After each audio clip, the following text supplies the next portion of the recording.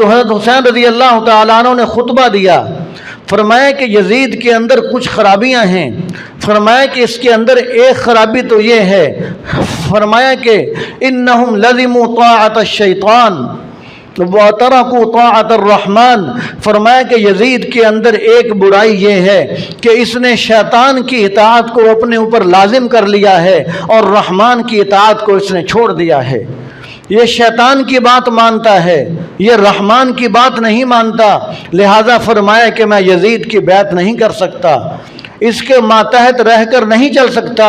کیوں؟ اس لیے کہ یہ شیطان کی مانتا ہے، رحمان کی نہیں مانتا۔ انہم لزموا طاعت الشیطان وترکوا طاعت الرحمن۔ تو آج ہم حسینی ہیں، آج ہم دیکھیں کہ حضرت حسین رضی اللہ تعالیٰ عنہ نے تو یزید سے قطع تعلق ہی کر لی، اس سے بیعت نہیں کی اس کے ہاتھ پر، اس لیے کہ یہ شیطان کی مانتا ہے، رحمان کی نہیں مانتا۔ آج ہم دیکھیں کہ ہم شیطان کی مان کر زندگی گزار رہے ہیں یا رحمان کی مان کر زندگی گزار رہے ہیں۔ تو اگر ہم رحمان کی مان کر زندگی گزار رہے ہیں پھر تو ہم حسینی ہیں، اگر ہم شیطان کی مان کر زندگی گزار رہے ہیں تو خطرہ ہے کہ پھر کہیں ہمارا حشر یزید کے ساتھ نہ ہو جائے۔ تو اس لیے ہمیں چاہیے کہ ہم شیطان کی ماننے سے توبہ کریں، ہر معاملے کے اندر، شکل و صورت کے اندر، لباس کے اندر، شادی بیاہ کے اندر، خوشی غمی کے اندر، ہر معاملے کے اندر ہم شیطان کی ماننے والے نہ بنیں بلکہ ہم رحمان کی ماننے والے بنیں۔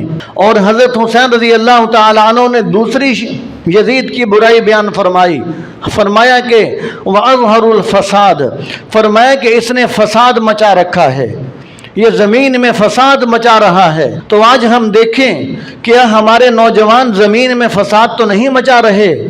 اگر نوجوانوں نے زمین کا امن تباہ کر رکھا ہے، اگر مسلمان نوجوانوں نے زمین کا امن تباہ کر رکھا ہے، زمین کے اندر بے حیائی، میوزک کو، موسیقی کو، گانے بجانے کو عام کر رہے ہیں، تو پھر معلوم ہوگا کہ ہم بھی زمین کے اندر فساد مچا رہے ہیں۔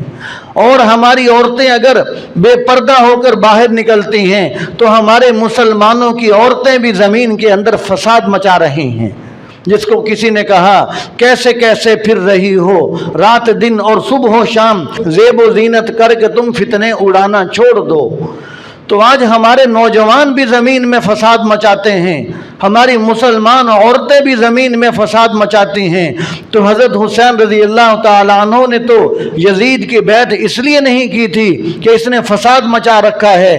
تو آج ہمیں بھی بچنا چاہیے کہ ہم صحیح معنوں میں حسینی بنیں اور ہم زمین کے اندر فساد مچانے سے ہم بھی بچیں، ہماری عورتیں بھی بچیں، باپردہ ہو کر زندگی گزارنے والی بنیں۔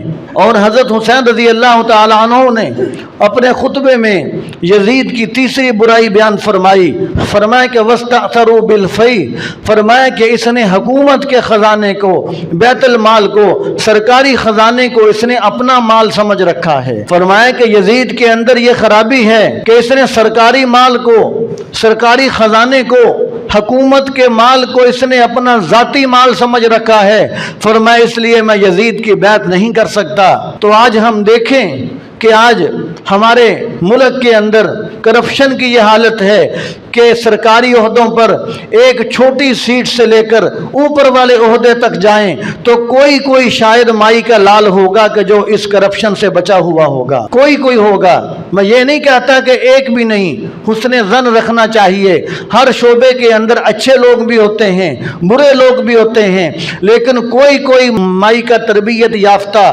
خوش قسمت وہ لال ہوگا کہ جو حرام سے بچا ہوا ہوگا، جس کی جتنی پہنچ ہے اپنی پہنچ کے مطابق ہر کوئی گپلا کرتا ہے، زور لگاتا ہے، ہر کوئی کوشش کرتا ہے کہ جتنی میری پہنچ ہے اپنی پہنچ کے مطابق میں حرام خوری کر لوں۔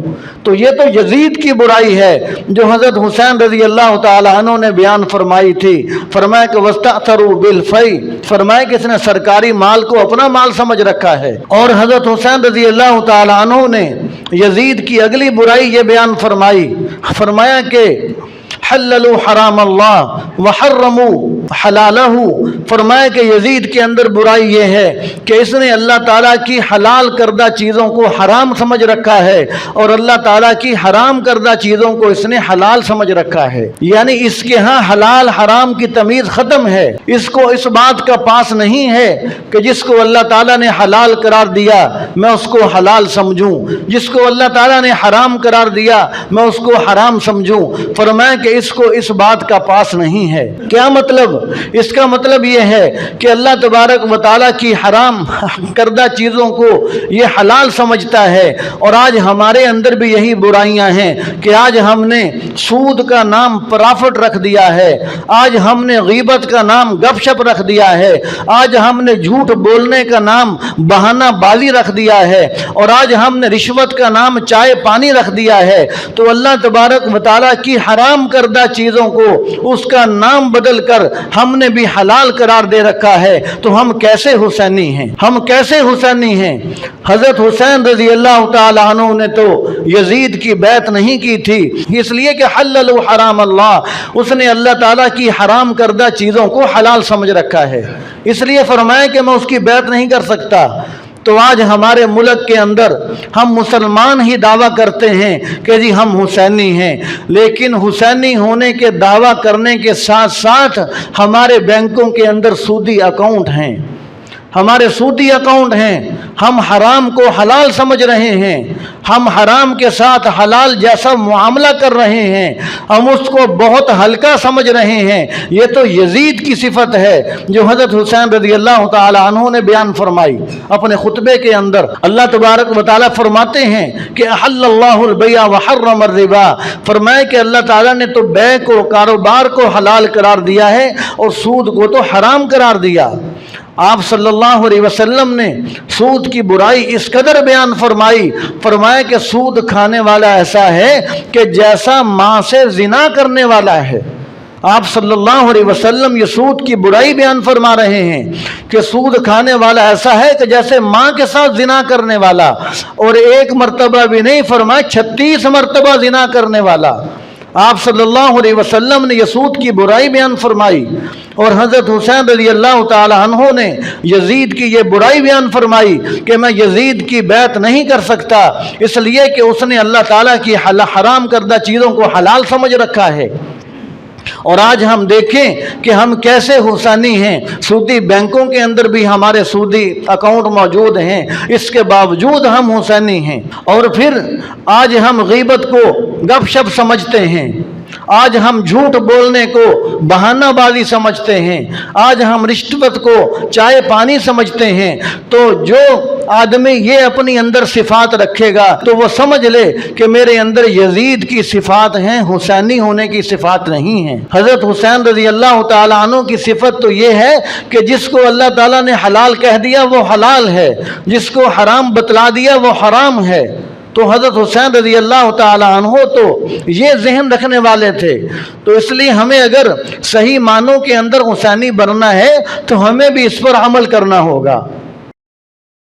یا ایھا الذین آمنوا اتقوا اللہ وکونوا مع الصادقین